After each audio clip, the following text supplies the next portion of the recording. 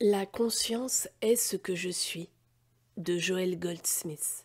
Chapitre 2. Le faux sens et le vrai sens de je.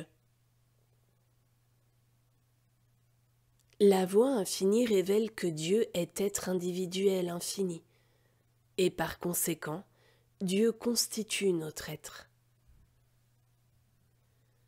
Quoi que ce soit qui est spirituel, éternel et immortel en nous, est l'être de Dieu. Ce qui est mortel, humain et fini n'est pas une expression de Dieu, mais une illusion, et ne peut pas être élevé à l'atmosphère de l'état Christ. Cela doit mourir. Mais cette mort n'est pas ce à quoi normalement on pense à propos de la mort. C'est la mort du faux concept de Dieu et de l'homme qui a été construit au fil des années, qui constitue ce qui peut être appelé l'expérience humaine. Quand nous mourons quotidiennement à cette expérience humaine, nous sommes nés à nouveau dans l'expérience spirituelle.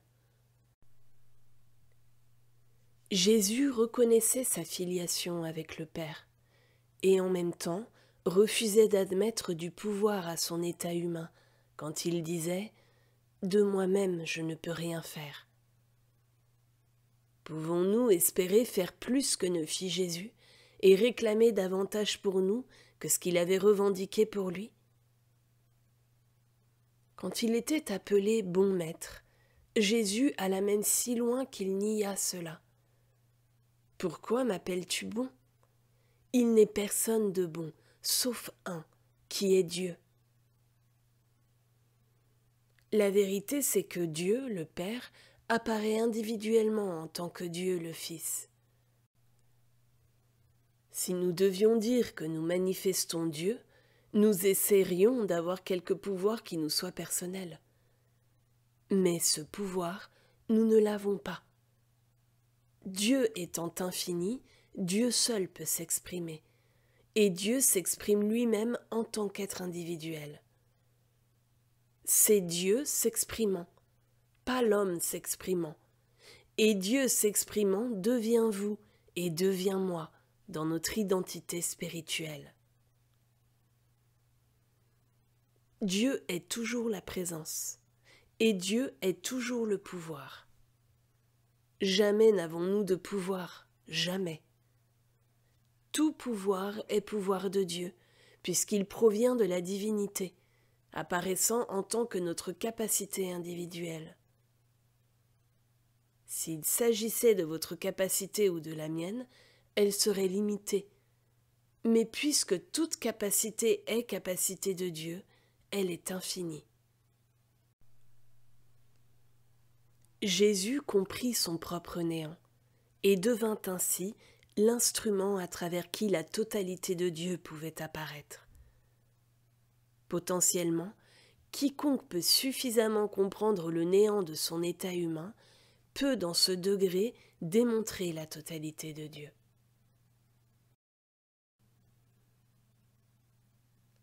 La raison des discordes ou des disharmonies de toute nature est un faux sens de je. Quel problème n'y a-t-il qui ne concerne pas le mot « je » ou qui pourrait ne pas avoir été éliminé s'il n'y avait pas eu un petit « je ». Si le sens personnel de « je » est écarté, il n'y a pas de problème. Le seul problème que quelqu'un ait jamais eu est le petit « je ». Et s'il n'y avait pas de petit « je » n'aurait pas de problème. Le faiseur de trouble est le sens personnel de « je ». Tant que je pense que je dois gagner ma vie, trouver un foyer ou décider quoi faire l'année prochaine, seulement cette attente fera que je serai confronté à des problèmes d'une nature ou d'une autre. Il y a seulement une erreur dans le monde entier, c'est d'entretenir un faux sens de « je ». Laissez tomber le faux sens de « je » et essayez de trouver une erreur qui reste. En entretenant un faux sens de « je », nous avons un « je moi » et un « je vous ». Et ce je qui doit être maintenu et soutenu pose immédiatement un problème. La solution au problème, individuellement et collectivement, est d'obtenir le sens correct de je. Le mot je signifie Dieu. Il ne signifiera jamais une personne. Il signifie Dieu apparaissant comme une personne. Cette personne est toujours gouvernée par Dieu, maintenue par Dieu et soutenue par Dieu. C'est Dieu maintenant sa propre identité en tant qu'une personne. Tout comme la nature maintient son identité en tant qu'une rose, une orchidée ou une tulipe. Dieu maintient et soutient son identité en tant que vous, en tant que moi et en tant que chacun. Ne soyez pas déçus de vous si vous rencontrez une certaine personne et découvrez que vous ne pouvez pas la voir de cette manière. Cela arrive. Cela arrive dans nos foyers et dans nos communautés, aussi bien que dans la vie nationale et dans la vie internationale. La manière de la regarder est de réaliser que dans l'image extérieure, un changement doit venir provenant du dedans de vous. Dans chacun de nous, il y a suffisamment d'états humains pour nous rendre impossible dans un seul souffle d'effacer le petit je qui s'appelle Marie, Henri ou Joël. Mais nous pouvons commencer. Nous pouvons commencer aujourd'hui à mourir chaque jour. Citer des déclarations est de peu de valeur. À la place, nous devrions nous demander « Comment est-ce que je meurs ?» Que voulait dire Paul par mourir quotidiennement? Existe-t-il un processus tel que mourir quotidiennement? Y a-t-il un processus tel que celui d'être né à nouveau de l'esprit? S'il y en a un, travaillez avec dès maintenant. Que je vois si je peux trouver comment mourir. Que je vois si je peux découvrir comment être né à nouveau et arrêter de citer des passages de texte. Il y a un moyen de mourir chaque jour. C'est de prendre en quelque sorte l'attitude des 11 disciples qui s'étaient rassemblés pour en sélectionner un 12e pour remplacer Judas qui s'était suicidé. Alors qu'ils s'étaient réunis, leur prière fut « Toi, Seigneur, qui connais le cœur de tous les hommes, montre lequel de ces 2 hommes tu as choisi. » Pas un parmi ces 11 ne pensait qu'il était responsable de choisir le bon disciple. Pas une seule personne n'utilisa le mot « je ».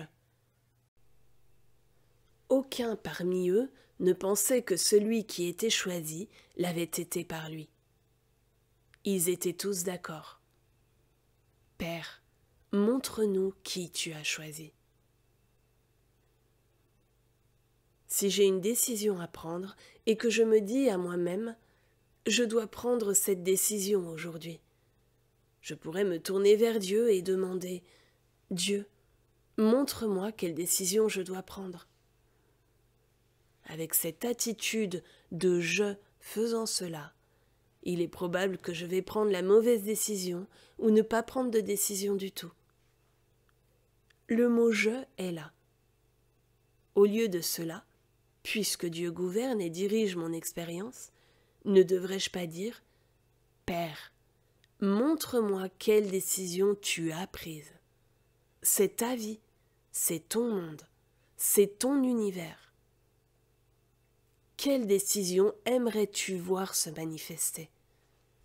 Montre-moi ta décision. » Alors, je pourrais libérer tout sens de responsabilité, parce que non seulement Dieu me montrerait sa décision, mais il la mènerait à bonne fin.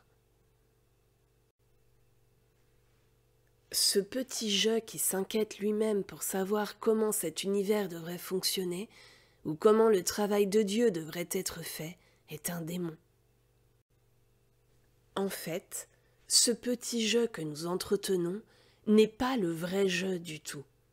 C'est un faux sens de je. Que ce soit sous la forme d'une décision à prendre ou de quelque action à entreprendre, la grande libération arrive avec la réalisation. Merci, Père. Ce fardeau n'est pas sur mes épaules pour une décision ou une action. Montre-moi aujourd'hui quelle action tu as choisie. Montre-moi aujourd'hui ce que doivent être mes tâches pour l'heure prochaine ou pour les prochaines 24 heures. Pour être juste, ce doit être ton action rendue manifeste en tant que moi, ta décision rendue manifeste en tant que mon choix.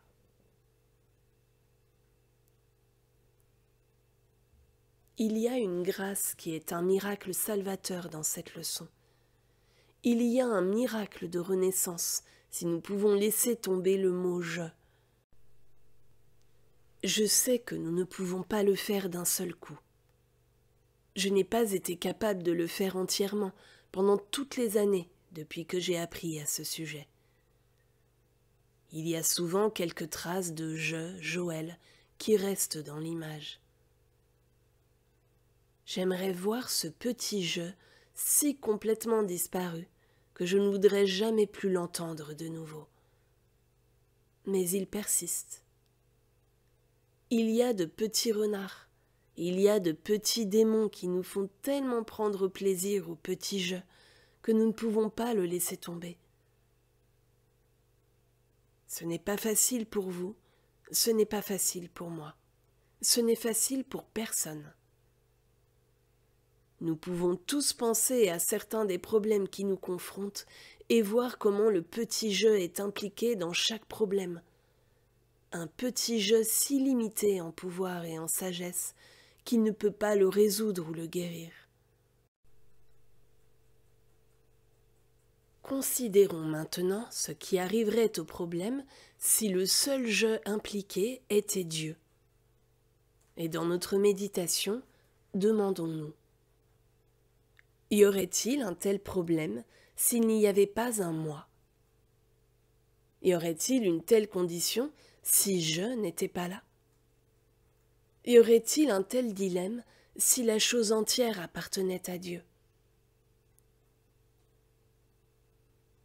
De cette façon, nous arriverons progressivement à voir qu'il n'y a pas de problème, excepté en ce qui concerne le sens de « je » en tant qu'une personne.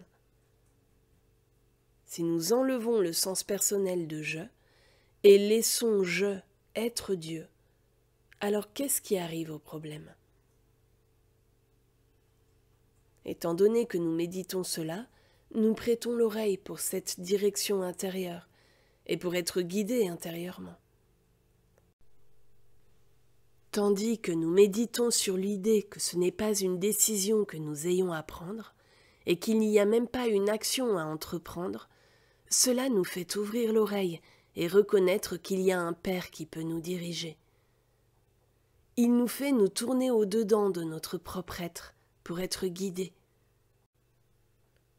Nous ne sommes plus avec ce gentleman là-haut sur un nuage, mais dans les profondeurs de notre propre être, en unité avec l'infini réglé sur le « je » que nous sommes vraiment.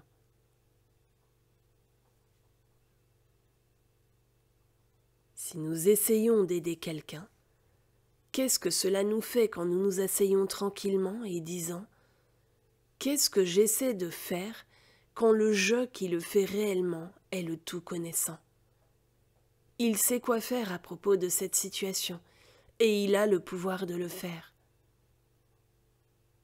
À nouveau, nous gardons notre esprit appuyé sur Dieu, le reconnaissant comme la source, l'activité, la substance et la loi.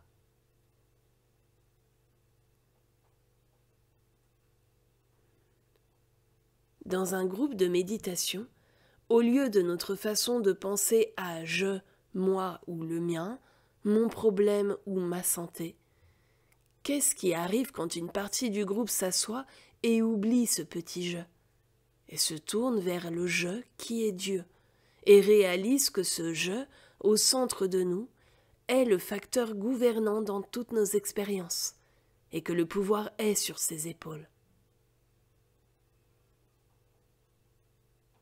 C'est la loi et la substance et la réalité.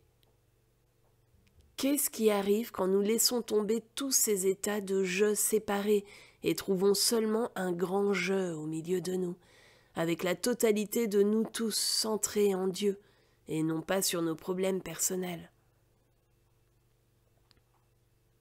Pour la plupart des groupes en méditation, chaque membre du groupe pense à lui et à ses problèmes. Mais tout cela disparaît dans ce type de méditation dans lequel il y a seulement un je gouvernant, supportant, maintenant, soutenant, nourrissant, éclairant, enseignant, révélant, dévoilant et développant sa propre identité, et que tous ces petits jeux personnels séparés sont absents.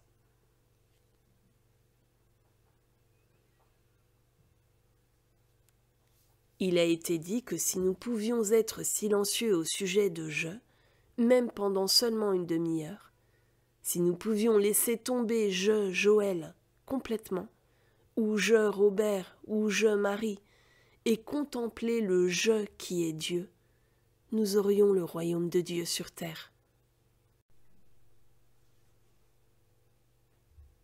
Si nous avions étudié les religions et les révélations philosophiques du monde, nous ne trouverions jamais un enseignement plus profond que celui-ci. Et c'est du fait de la profondeur de cet enseignement qu'il n'a pas été maintenu dans l'histoire humaine. Chaque fois qu'il y a eu un maître pour le révéler, il y a eu quelques disciples capables de le saisir. Alors, avec la disparition de cet instructeur particulier et de ses disciples, l'enseignement a disparu. Parce que jamais dans l'histoire du monde, il n'y a eu beaucoup de personnes qui soient disposées à mettre de côté le sens personnel de je. Nous avons deux exemples de la vie de ceux-ci dans les vies de Gautama le Bouddha et de Jésus-Christ. Bouddha découvrit cette vérité et les enseigna à ses disciples qui étaient enflammés du désir de le donner au monde. Pour faire cela, ils fondèrent des ashrams où les gens pouvaient apprendre la vérité. Mais cela fit échouer leur but, et le Bouddha quitta le monde, parce que ce mot « je » continuait à revenir brusquement. Toujours quelqu'un voulait savoir qui allait succéder au maître. Quelqu'un d'autre voulait savoir qui allait être la gouvernante, qui allait être le financier, et quel nom allait être sur la propriété. Le mot « je » entrait à nouveau, et la transmission spirituelle du mouvement entier était anéantie. Jésus expérimenta la même chose, et on en trouve la révélation dans le livre de Jean. Il parcourait tout le pays, enseignait et prêchait dans les synagogues, dans les rues, dans les maisons et sur les collines. Tout cela à cause d'un désir ardent intérieur de rendre le monde libre. Lui aussi trouva ceux qui cherchaient à s'asseoir à sa droite ou à sa gauche. Je entrait à nouveau. Ce n'était pas une question de ce que Dieu voulait, seulement je. Ensuite vint Judas et sa jalousie, et probablement la jalousie de certains des autres disciples. Je entrait en passant, toujours je. Le mot « je » est ce qui a anéanti un travail spirituel à chaque état et étape, parce que quelqu'un étudiant se disait à lui-même « Oh, c'est une grande vérité, cela me mettra sur une estrade, et si cela n'est pas, cela me mettra à la droite du maître ou à la droite du leader. » Je entre. Au lieu de cela, l'étudiant devrait dire « Oh, puisqu'il n'y a pas de petit je, je ne me soucie pas d'être sur l'estrade ou ici en bas. Tant que je sais que Dieu est le seul je suis aux affaires de mon Père. »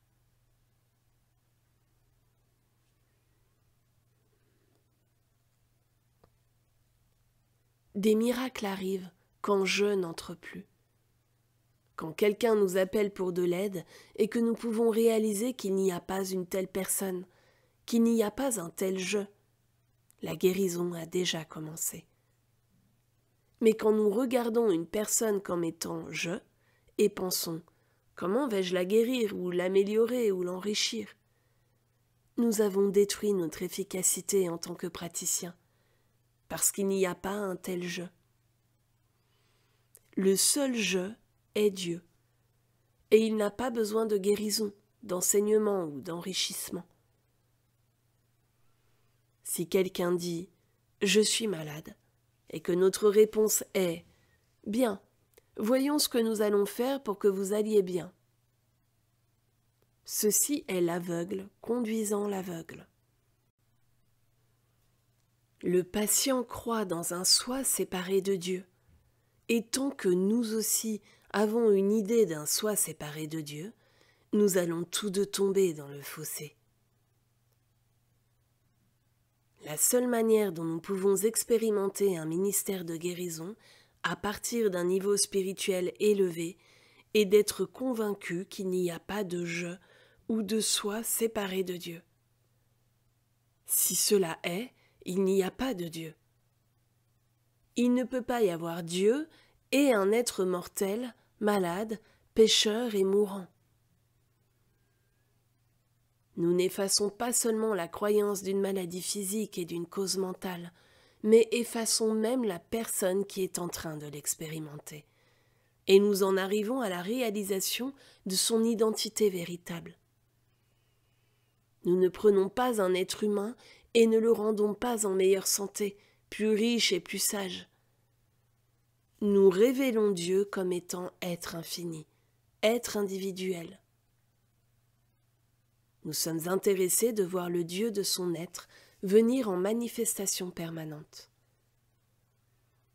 La manière de le faire est de mourir quotidiennement à l'état humain, d'être né à nouveau à notre identité spirituelle, et de réaliser quand quelqu'un appelle pour de l'aide que dans tout le royaume de Dieu, il n'existe pas une telle personne, pas une telle condition. En maintenant et en soutenant cette attitude, l'harmonie commence à apparaître. Quand quelqu'un dans notre famille ou parmi nos amis impliqué dans un sens de discorde vient à notre pensée, au lieu d'être concernés pour voir comment nous pouvons l'aider, nous nous asseyons avec « Ah, je ne vais pas croire qu'il existe une telle personne. Dieu est une individualité infinie. Dieu est une personne infinie. Dieu est le un infini. Et en dehors de Dieu, il n'y a rien d'autre. » La manière réelle d'aider est d'apprendre comment mourir quotidiennement. Et la seule façon de l'apprendre est de commencer avec une discipline de ce que j'appelle pas de petit je. Pas je. Non. Cette personne ne me concerne pas. Elle n'a rien à voir avec moi. Le véritable et seul je prend soin d'elle.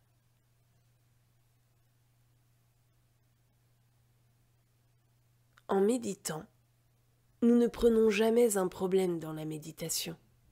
Jamais. Jamais. Et jamais nous ne prenons une personne qui a un problème dans notre méditation. Nous les laissons tous les deux dehors. Nous ne prenons dans notre méditation que notre réflexion sur Dieu et sur le monde de Dieu. Qu'est-ce que Dieu? Qu'est-ce que le royaume de Dieu? Quel est le gouvernement de Dieu? Quel est le résultat du gouvernement de Dieu? Quel est le résultat du royaume de Dieu sur terre? Quelle est la signification véritable de l'amour divin? Comment puis-je vivre la déclaration « Aime ton prochain comme toi-même » ? Après avoir dit à une personne que je l'aiderai, c'est ce que je fais tout de suite. Quelquefois, elle revient à ma pensée dans l'après-midi, dans la nuit, le jour suivant ou la semaine suivante. Quand cela arrive, je sais que le problème n'a probablement pas été confronté. Aussi y a-t-il quelque chose de plus à faire de ma part. Et qu'est-ce que je fais? Je me dis simplement à moi-même, « Bien, va-t'en, et laisse-moi retourner à Dieu. » Ensuite, je retourne à Dieu qui n'a pas de problème, pas de corps physique, pas de vie finie et pas d'âge. Je me tiens juste là avec Dieu, et si la personne continue d'essayer d'entrer, je continue à la faire sortir. Je ne la laisserai pas entrer. Pas son visage, pas son apparence, ni son nom, ni son problème. Je ne veux pas que ce faux concept de « je » entre. Je me tiens dans le lieu sacré, au-dedans, avec le « je » véritable de l'être de la personne, qui est Dieu. Je communie avec lui, mais pas avec la personne dénommée identité humaine et ses malheurs. Je communie avec ce qu'elle est réellement, être Dieu. Étant donné que je fais cela, l'harmonie commence à apparaître. Si je pensais à quelqu'un comme à un être humain, avec des problèmes humains, je serais probablement un autre faiseur de bien dans le monde. Et après que le bien aurait été fait, il aurait été refait un peu plus tard. Mais si je garde la personne en tant qu'un être humain avec un problème hors de la pensée, et que je me cramponne à cette réalité spirituelle, progressivement, j'apporte son identité véritable en manifestation en tant que sa vie.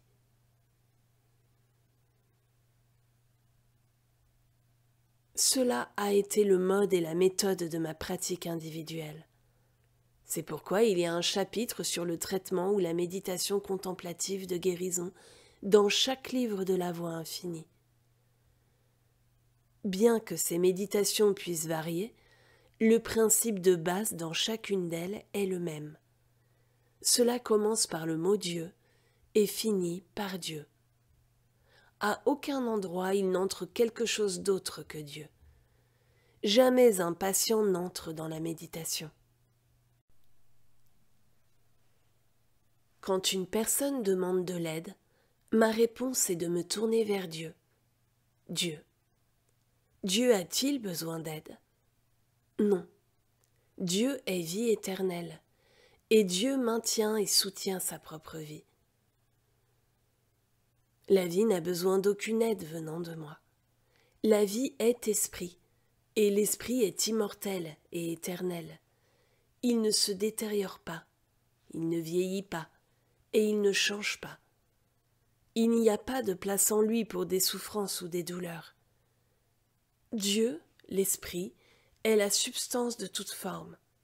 Donc tout ce qui existe dans tout cet univers est Dieu, formé, une formation de l'esprit, la vie elle-même, la vérité gouvernée par la loi éternelle de Dieu, et elle ne peut jamais s'échapper du domaine de Dieu, pas davantage que 2 fois 2 ne peut s'échapper du domaine des mathématiques et être autre que 4. Ma méditation demeure dans ce cercle de Dieu.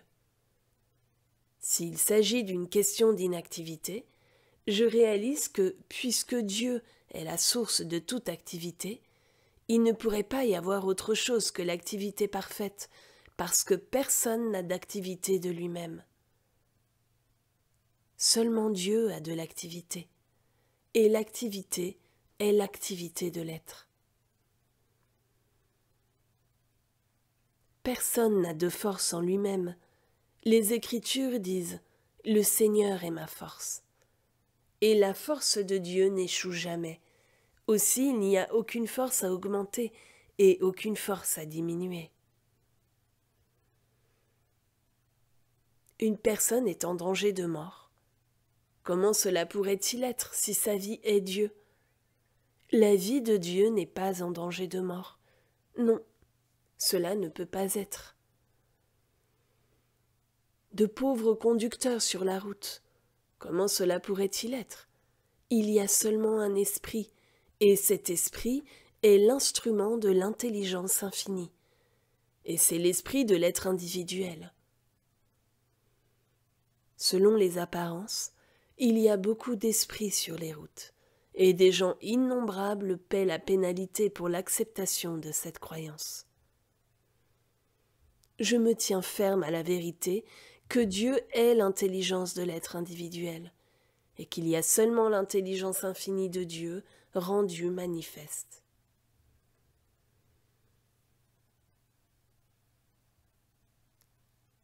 De lui-même, l'homme n'a pas d'intelligence. Il ne peut être sage ou stupide, il ne peut être bon ou mauvais, il ne peut être malade ou bien portant.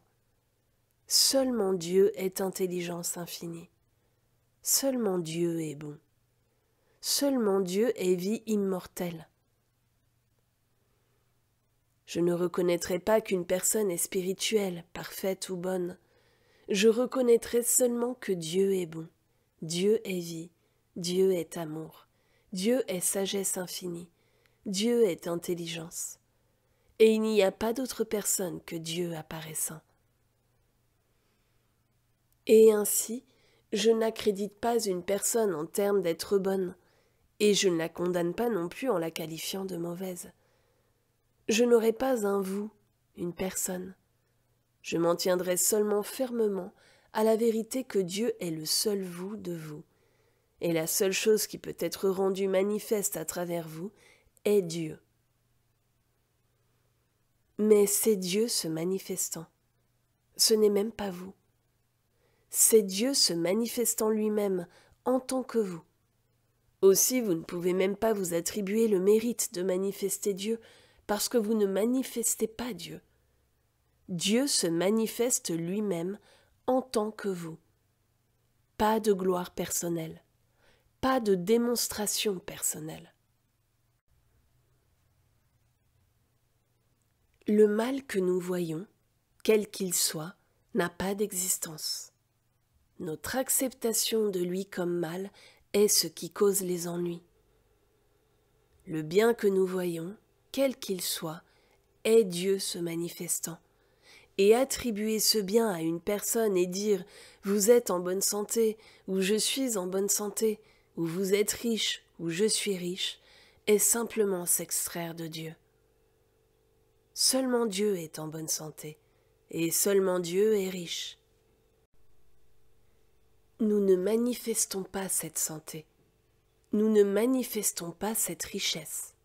Dieu le fait. Il y a seulement Dieu manifesté en tant qu'être individuel, toujours Dieu, et la gloire est toujours celle de Dieu.